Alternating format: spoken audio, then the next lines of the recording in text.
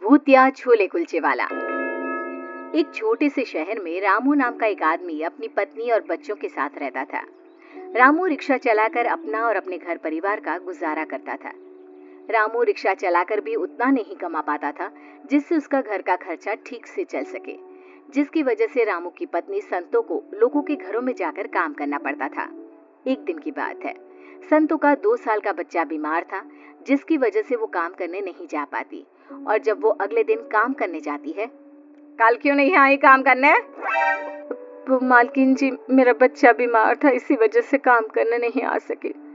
मालकिन गुस्से में संतो से कहती है, अगर तू इसी तरह छुट्टी करती रहेगी तो मैं तुझे काम पर नहीं रख सकती।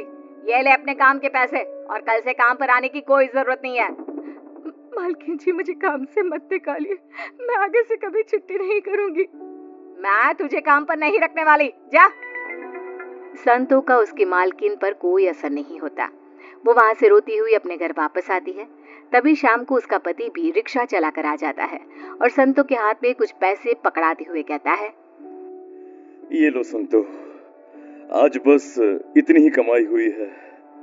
संतो रोते हुए अपने पति रामू को बताती है, आज मालकिन ने भी मुझे काम से निकाल दिया, अब घर का गुजारा कैसे होगा जी।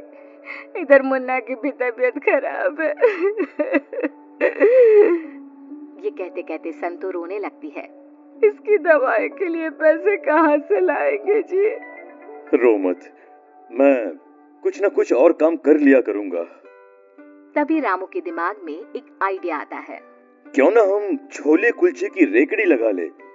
मैंने स्कूल के बाहर बच्चे और बहुत सारे लोगों को छोले कुलचे खाते हुए देखा है। ठीक है जी, मैं छोले कुलचे बेचा करूंगी और तुम रिक्शा चलाया करना। और फिर अगले ही दिन रामू की पत्नी जल्दी उठकर छोले कुलचे बना लेती है और उन्हें अपनी रेहड़ी पर रखकर स्कूल के बाहर बेचने चली जाती है। तभी एक बच्चा संतो के पास आता है। आंटी, छोले कुलचे कितने के हैं? 20 रुपया बेटा। आंटी, एक प्लेट दे दीजिए ना। अभी देती हूँ बेटा।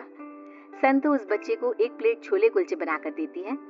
छोले कुलचे खाकर बच्चा कहता है, आंटी, आपके छोले कुलचे तो बड़े ही स्वादिष्ट हैं। संतो बच्चे की बात से खुश हो जाती है। तभी उसके पास एक और आदमी छोले कुलचे लेने आता है और वो भी उससे छोले कुलचे मांगता है और खाने के बाद एक और प्लेट घर ले जाने के लिए पैक भी कराता है। अरे मुझे भी एक देना, एक प्लेट छोले कुलचे मेरे भी। संतो उसे एक प्लेट छोले कुलचे दे देती है और वो आदमी उसे पैसे देकर चला जाता है। ये देख संतो बड़ी खुश होती है। भगवान, ऐसे ही मेरे छोले कुलचे सबको पसंद आते रहे बस। संतो के छोले कुलचे के रेट कम होने की वजह से हर कोई उससे छोले कुलचे लेने लगा था और उसके छोले कुलचों का स्वाद भी बहुत बढ़िया था, जिसकी वजह से हर कोई उसके छोले कुलचे खाने चला आता। इसी तरह धीरे धीरे संतो और रामू के घर की हालत में सुधार होने लगा था। एक दिन की बात थी, रात का समय था। रामू रिक्शा चलाकर अपने घर वापस आ रहा था। तभी सामने से एक ट्रक रामू को टक्कर मारता हुआ निकल जाता है, जिससे रामू की मौत हो जाती है और वो एक भूत बन जाता है। अब मेरे बीवी बच्चों का क्या होगा? उधर उसकी पत्नी और उसके बच्चे उसका इंतजार करते करते भूखे ही सो जाते हैं। अगले दिन भूत देखता है कि संतो की तबीयत बहुत खराब है, जिसकी वजह से वो छोले कुलचे बेचने नहीं जा पाती। ये देखकर वो बड़ा दुखी हो जाता है। हे भगवान, ये क्या कर दिया तूने? अब मेरे बच्चों का क्या होगा? जैसे तैसे करके घर की थोड़ी सी हालत ठीक हुई थी, अब मेरी पत्नी भी बीमार है। अब मेरे बच्चों का क्या होगा? और अगली सुबह भूत वापस रामू बन जाता है और जैसे ही घर आता है तो संतो उसे देखकर रोने लगती है। तुम कहाँ चले गए थे जी? वो कल रात मैं वहीं सड़क पर रिक्शा में सो गया था, इसलिए मैं घर पर नहीं आ पाया। संतो की तबीयत ज्यादा खराब होने की वजह से वो छोले कुलचे बेचने नहीं जा पाती। भूत संतो से कहता है, तुम चिंता मत करो, जब तक तुम ठीक नहीं हो जाती छोले कुलचे बेचने के लिए मैं चला जाया करूंगा। इस तरह भूत सुबह होने से पहले रामू बन जाता और छोले कुलचे बेचने चला जाता। फिर जैसे ही शाम होती वो घर आकर संतो के हाथ में पैसे पकड़ा देता और जैसे ही रात होती तो वो वापस भूत बन जाता और वो चादर ओढ़कर सो जाता। जिससे किसी को ये पता ना चल सके कि वो एक भूत है।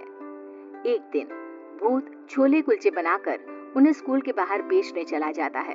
देखते ही देखते रामू के सारे छोले कुलचे बिक जाते हैं। ये देखकर वो बड़ा खुश होता है। भूत इसी तरह हर रोज रामू बनकर छोले कुलचे बनाकर उन्हें बेचने लगा था और जैसे ही शाम होती वो घर आकर संतों को पैसे पकड़ा देता और चादर ओढ़कर चुपचाप सो जाता। ऐसे तो जल्द ही मेरे घर की गरीबी दूर हो जाएगी और मेरे बच्चों को किसी भी चीज की कमी भी नहीं होगी। इस तरह अब संतों के घर में पैसों की कोई कमी नहीं थी। उसके घर की हालत धीरे धीरे सुधरने लगी थी। अब भूत ने एक बड़ी दुकान भी कर ली, जिसकी वजह से उसकी बिक्री और ज्यादा होने लगी। अब तो संतो भी बड़ी खुश थी कि उसे लोगों के घरों में काम नहीं करना पड़ता था। उसके बच्चे भी अच्छा खा पी रहे थे और एक अच्छा घर भी था उसके पास। एक दिन रामू का दोस्त रामू के घर आता है। भाभी जी, रामू के मरने का हमें बड़ा अफसोस है। तुम ये क्या बेहूदी बातें कर रहे हो? मेरे पति तो जिंदा है और क्यों उन्हें मार रहे हो तुम? ये कैसे हो सकता है? मैंने खुद उसकी लाश सड़क पर पड़ी हुई देखी थी। नहीं, ऐसा नहीं हो सकता। तुमने जरूर किसी और को देखा होगा।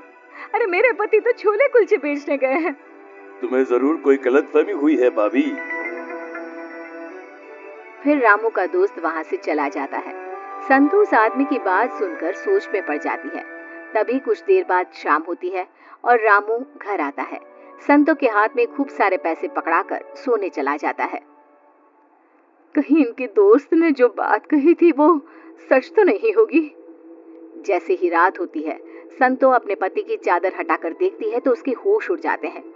भूत, तुम भूत कैसे बन गए? यानी तुम्हारा दोस्त सही कह रहा था कि तुम मर चुके हो। हाँ, ट्रक के कुचलने की वजह से मेरी मौत हो गई थी, पर जब मैंने तुम्हें बीमार हालत में देखा तो मुझसे देखा नहीं गया और फिर मैं छोले कुलचे बेचने लगा, जिससे कि तुम लोगों को कभी किसी भी चीज की कोई भी कमी ना आ सके। अब तुम्हें कभी भी कोई भी चीज की कमी नहीं होगी। अब छोले कुलचे की दुकान बहुत ही अच्छी तरह से चलने लगी है।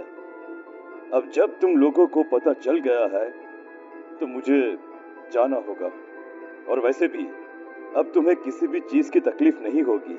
तुमने हमारे लिए कितना कुछ किया। भूत बनने के बाद भी हमारा अच्छे से ध्यान रखा। संतो, अब मुझे जाना होगा। अपने परिवार को सुखी देख रामू की आत्मा को मुक्ति मिल जाती है और वो वहां से हमेशा के लिए